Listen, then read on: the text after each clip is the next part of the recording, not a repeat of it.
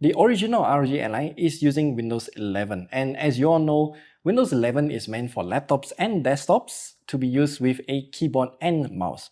Touchscreens are okay, but not this 7-inch touchscreen because it's just not friendly for my fat fingers.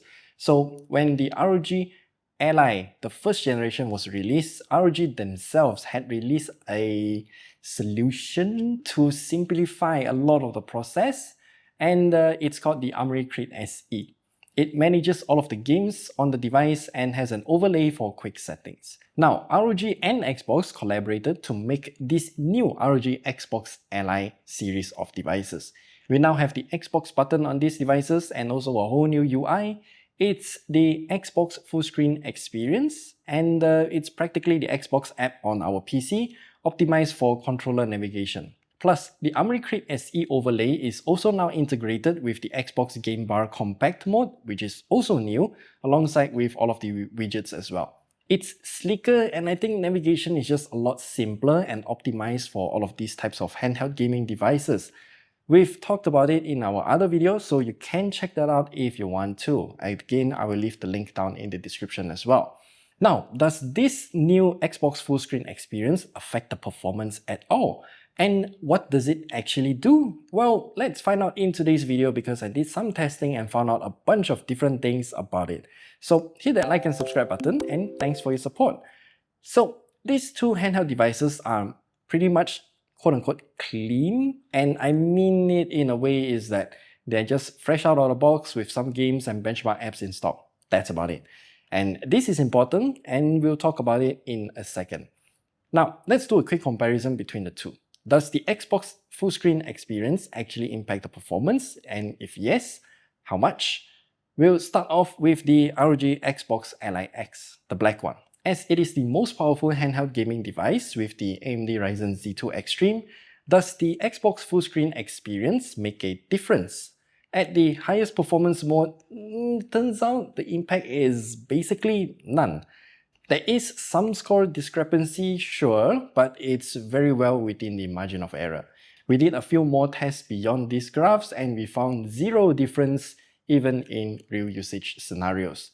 What about the entry-level ROG Xbox Ally that is touted towards 720p gaming then? Well, it's basically the same story as well. There are once again some slight discrepancy in the score, which is well within the margin of error, so basically the same performance with or without the Xbox Full Screen Experience. As for the battery life, I'm just going to show you the result here because again, at the highest performance mode, there is zero difference. None at all, at least for now. With virtually zero difference, why does the Xbox Full Screen Experience exist? Well, there is a very good explanation for this.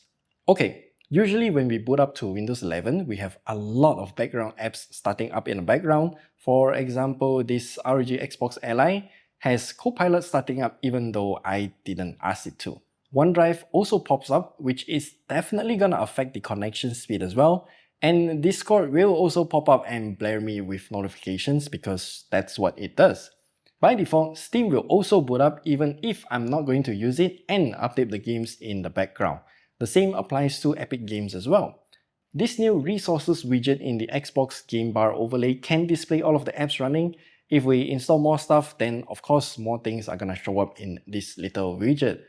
The background apps, as we all know, will affect the gaming performance and also the battery life.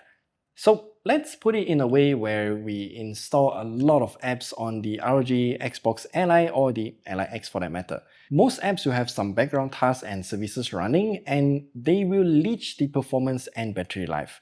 The more we install, the more the background apps will potentially leech off our gaming experience, especially the RAM. Remember, the ROG Xbox Ally only has 16 gigs of RAM and it has to be shared between the system memory and also the integrated GPU. As a quick comparison, these are the background apps while running on the Xbox Full Screen Experience versus the desktop mode. It's a whole lot less compared to the desktop mode, and even Steam wouldn't start unless we launch it. By the way, this resources widget is also a task manager in a way, so we can end tasks here too. And that's the benefit. I find myself using the Xbox full screen experience most of the time and run games right there because I don't want to deal with some random pop-up telling me there's an update or some random notifications or some super annoying pop-up that takes away the focus from my game. Yeah, that's very distracting and also annoying. And that kind of converts the entire handheld device to have a console experience. It feels like I'm playing on my Nintendo Switch 2 as there is no distraction at all. And for fuck's sake, there's not even a browser built into Xbox full screen experience, and we have to launch the game overlay there to use the Microsoft Edge as a floating widget. Yeah. Plus, all of the navigations can be done using the controller alone. I don't have to rely on a keyboard or mouse or even the touchscreen to do anything except for typing, maybe because it's just faster that way. Even switching between the apps in full screen mode is easy. Just hold the Xbox button and oh, here it is. We can also close games easily this way, and all of it is done using just the controller buttons. While our test shows zero impact on the performance and battery life, it will have a measurable difference when we have more apps installed on the device. Let's say the Adobe suite of apps, WhatsApp, Netflix, Microsoft Teams, Microsoft Office. Yeah, these are all apps that will run in the background to sync with the cloud or spam us with notifications while gaming, hence creating a distraction. As for why I specifically mentioned Microsoft Teams, Office, and WhatsApp, well, these two devices is technically a laptop but made in the shape of a controller. We'll explore this in a future video as well because, yeah, they have a dock to convert this thing back to a laptop. So essentially, with the Xbox full screen experience, we can maximize the performance and battery life when we're playing games on handheld. Unfortunately, we have to restart the device every time we want to enter from desktop mode back to the full screen experience to get the full benefits. Also, since Steam never auto starts, the games will only update when we actually want to play those games. That might take some time and might be annoying for some, but I think it's okay most of the time.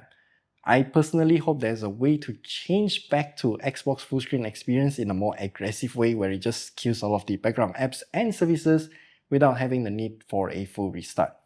That would have been a much better experience in my opinion. Yeah.